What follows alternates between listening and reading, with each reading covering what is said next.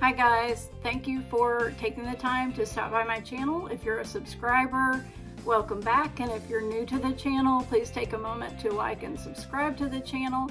You have come to All Things Home, upstate South Carolina, and I'm Sherry Hayes, and we own a local home building business, Hayes Homes Incorporated. I'm a local realtor with RE Results. So today's video is going to be about my housing predictions for the rest of 2021, 2022, and beyond. This is based on my research and also my experience and our local housing market. So keep that in mind because different areas of the country will be different, but this is my opinion based on what I've been through and what I know. We were a builder back during the recession, so I have a little bit different perspective than just someone out there that's collecting data and putting pieces together on what they think will happen. But stay tuned because I think you'll find this very helpful and interesting. Okay, so the first thing that I want to talk about is what home builders are going through, and particularly small home builders. So during the recession, lending was pretty much cut off for small home builders. So a lot of home builders got out of the business. Many even larger home builders lost everything back during the recession and just decided to either restructure or get completely out. So we lost a lot of contractors, builders during that time, plus pretty much building was on hold because of FDIC regulations and lending shutdowns. It was just pretty much put on pause. And then the only lending that was available would have been hard money lenders, which are lending at higher interest rates. So the builders that could keep going were paying more for their construction loans than they had been paying before. So then the other thing that I want to talk to you about is more recent. The cost of lumber going up and other building materials. Many of you are aware that building materials may have gone up 30% or more during the past year. Well, why is this? Some lumber companies shut down during COVID, and then I think there are other things going on that maybe none of us really understand fully, but they have created a little bit of a supply and demand issue with materials. So we've got that. We've got a lack of contractors out there to do the work. So one key issue going on right now is we're still recovering from the recession as far as not having the homes built over those many years, 2008 to 2012. And now we've got the added issue of now that we can build a little bit more, there aren't as many contractors in the field to do the work. So that is creating long spans of time to get things built and just waiting on materials, higher price materials. And the builder can't, take all of that cost and just absorb it. So the cost has got to be passed along to the consumer, unfortunately. Okay, well, let's now get into my prediction on that, since that could affect people that are maybe interested in building a home. We know that lumber prices are starting to come back down, so that's a good thing. And we know that people are starting to get back to work. Some of that is because the unemployment benefits, the extra unemployment benefits are starting to go away in many states. So that's a good thing. We do have people moving in here with cash and equity from other states, and I hear from them frequently on my YouTube channel. So thank you for reaching out. I don't think that our local economy, housing market is going to have a shift anytime soon. So if you're waiting on Greenville to have a crash, you could be waiting a while. And some of that is because of what I mentioned earlier. I think we had so many years where things were not built that there's just a lack of inventory. There are some tract builders building in Greenville already, but one key thing that I'm hearing as a realtor is just affordable housing and quality housing is lacking. And that's kind of what we offer as a custom builder, is a little more of a quality house. So there's still plenty of land available around Greenville, of various sorts, and the suburbs of Greenville. I should qualify that because I kind of consider all of that Greenville. But there are many areas around Greenville to buy acreage and property if you're interested in even farming or equestrian or something like that. There are a lot of pretty areas around Greenville to do that. So I think that part of what we're dealing with our housing market shortage is the influx of people moving in and the lack of building that went on for so many years during the recession. Okay, the next thing that I want to talk about in this video is the lack of inventory, existing homes being put on the MLS to sell. And I was talking to a realtor friend of mine the other day, and she said, you know, we used to have 2,000 new listings a day, and now I think we have like under 200 or something like that. It's just very low compared to what it normally is. So why would that be? Well, a couple of things are in play there. The interest rates are very, very low right now. So a lot of people are refinancing their homes. They're choosing to stay put. They might even be considering a renovation or an addition. We're doing a few of those for people right now. And they just want to stay where they're at and not take the chance of trying to sell and not being able to find what they need. So that is a concern for people. They're not sure if they can sell and then find something else that will be suitable for them or close enough in. So these are things that people are thinking about. So then the other thing is, really, I know people in this area that have pretty much stayed in during the whole COVID-19 shutdown. For health reasons or whatever it was, they decided that they didn't want to venture out. So those people are going to be a little more afraid to put their home up for sale and try to make a move because they're trying to stay away from people. So those are things that are affecting listings right now. I think we have a lot of retirees in the area that would like to downsize and move into something smaller, but we need more neighborhoods and communities that will house people in a retirement phase of life. So I think that's a need in Greenville, which I'm hoping that we can be a part of answering. But there are people in all brackets trying to find homes right now. Our market is very, very flooded with buyers from other states, as I said before. I showed a house the other day for a client of mine, 120 showings in just a couple of days, and there were 20 offers, $10,000 to $30,000 over asking price, and this was kind of a lower income home. So just to give you a perspective on what's happening here, we still really, really, really need more homes in this area. And we've just got so many people moving from the north and the west, and it's great, but at the same time, there just aren't enough homes for everyone. So even the rental market may be a little tight right now, but we're trying to expand the fastest that we can here in Greenville, and just trying to keep up with it. As far as I've heard some comments about infrastructure, and it's true. You know, we're growing probably more rapidly than the city had planned. So what is my prediction as far as housing shortage here in Greenville and some other areas of the country? Well, I would advise my buyers to just be patient. You know, we may find something going out the first few times, but we may have to keep looking. And sometimes that's the best thing to do. Also, our inventory is turning over so rapidly. I mean, literally a house could be put on the market and the next day at 5, all the offers may be due.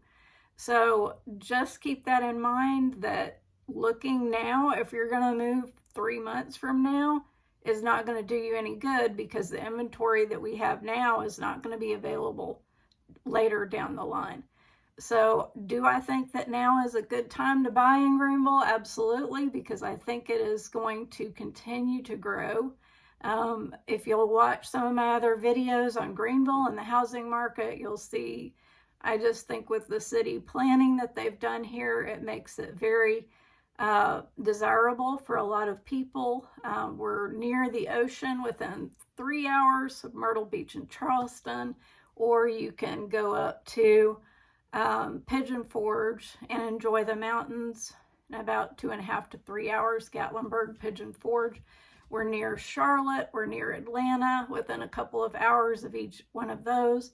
So there are a lot of things to do around here, and I have another video about getting outside in Greenville, and maybe you can check that out if you're interested in outdoor activities in our area. But it is a beautiful area to live. So I think we will continue to see growth. We will continue to see prices go up, and so now is a good time to buy, but you will just need to be patient. Okay, what if you're a seller? Is it a good time to sell? Yes, absolutely. There are a lot of people looking right now, especially because it's the summertime and people are trying to get their moving done before the school year starts. So this is an awesome time to sell, and you will get probably much more than your home is worth if you list. Now, let me talk about that. Why list rather than do a for sale by owner? A couple of reasons. First of all, if you're listing, you're getting attention from buyers worldwide with RE/MAX, not just in this local area. That's going to help drive your value up. So that's important to know, that a realtor is going to help you set your value based on the competitive market analysis of other homes in your area. But then after that price is set, you will likely have a lot of buyers come in and make offers that are over asking price. Now, what does that mean for the buyer? Well, if the appraisal comes in at what our market value was set at, then the buyer has got to come to the closing table with the extra cash to bridge the gap between the appraised value and what the offer was on the home. So it is an extremely good time to be a seller in Greenville. And if you are concerned about getting your next home or finding your next home, we'd love to help you with that, and we can also help you custom build somewhere. So that's an option too. And a lot of our custom build clients will come in and rent while they're custom building. A few of them have had homes that they've just stayed in while they've built, and we do have lenders and architects and all kinds of people that we can refer you to help get that process started. So reach out to us if you're interested in that. Okay, another thing that I want to touch on in this video is the interest rates. Right now, our interest rates are really low, historically low. Everyone knows that. And will they go up? I think so. So what's going to happen is you may see home prices come down, but you may see interest rates go up. If that happens, then you are still potentially in the same boat as far as your payment. So even though you may have gotten the house a little bit less, if your interest rate is 5 or 6%, you're still going to be paying more. And I had one person give me some helpful information on how to maybe compute your payment. Like if you take $600 per 100,000, that might give you a good general idea of where you might land on a home payment. So on a $400,000 house, you might be paying about $2,400, something like that, in a house payment. So just something to keep in mind, you know, that if the home prices come down, which we hope they will a little bit, we think that the market will correct and stabilize itself over time as people go back to work and as supply and demand evens out.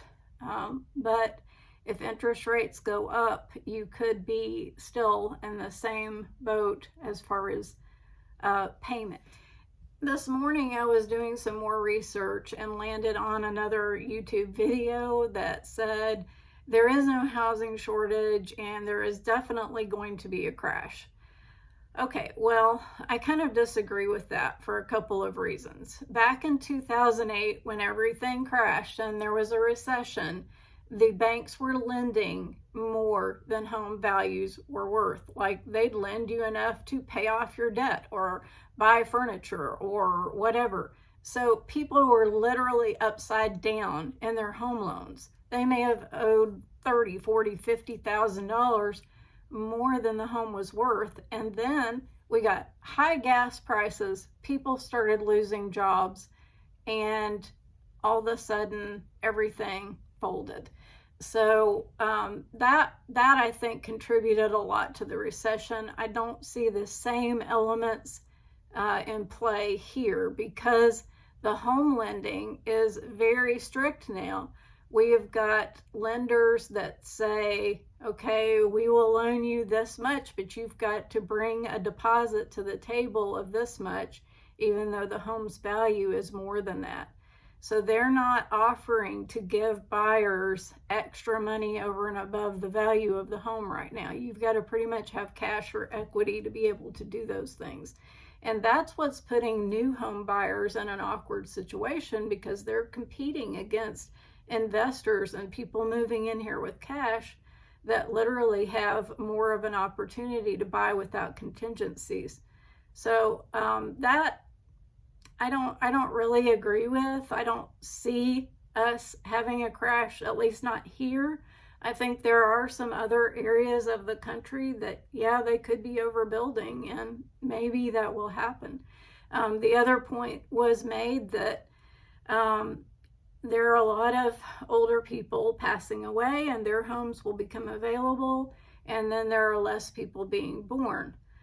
I agree with that. However, we've got a lot of people moving in from other countries and moving from other states, as I said before, to Greenville to live. So we are not experiencing that here. There's definitely a housing shortage and bidding wars going on in Greenville, just so that you are aware of the current situation and climate for buyers. It is very competitive right now. Okay, do I see that changing in the near future for the Greenville area? And let's talk about the United States as a whole. Could we have a crash? I know that there are people that are taking advantage of the forbearance and the other benefits that the government extended during COVID-19. And if they didn't make house payments or rent payments during the time that they were allowed to not make them, on a house payment, if they didn't pay each month, then they didn't pay into their taxes. So then they're winding up at the end of the year finding out that they owe all these taxes, and that could be an issue. But I think, this is my opinion again, I think that we have a lot of investors poised to take advantage of those opportunities with cash if they come available. So I don't think as a blanket that we're going to have a crash. I think you may see pockets of maybe builders are overbuilding and they've got to come down on the prices, or people are not getting as much for homes because the supply goes up and the demand goes down. So as far as Greenville, though, I don't see that being an opportunity that we're going to have here anytime soon. I had another buyer that was asking me about rent to own and foreclosures, and we just don't have a lot of that available here right now because things are selling so quickly and there are so many buyers in the market. I do see that continuing here, growth continuing into 2022, and beyond that, is anybody's guess. But, you know, there are some things that have happened to all of us as a nation in the United States and the world that none of us could have predicted at all. With COVID-19, toilet paper shortages, all kinds of crazy things happening. So, you know, I think that Greenville's housing market is going to stay strong. I think that we are going to see more homes built here, which will help our situation. And I think eventually people will have a more comfortable level of listing their homes, and they'll start listing and moving and relocating within the area, or maybe they're needing to move out of the area. So I think that we'll have a little bit of a market correction here, but not a crash. Okay, one other thing that I wanted to talk to you about is the buyer always has the ability to say, well, I'm out, or whatever they want to say. So does the seller. So could that happen and maybe help to correct or adjust the market? Certainly it could.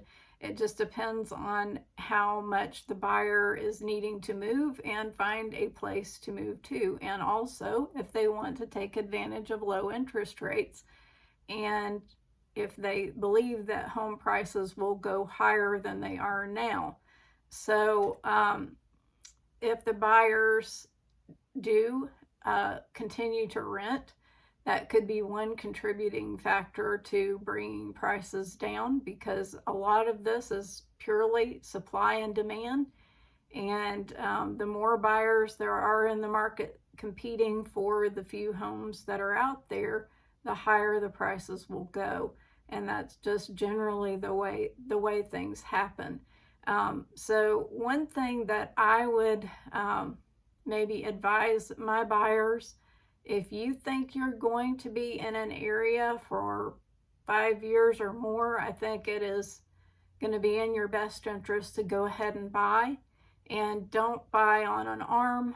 Lock in your rate while rates are low. You can get a 30-year mortgage, and you can always pay ahead to pay your mortgage down faster.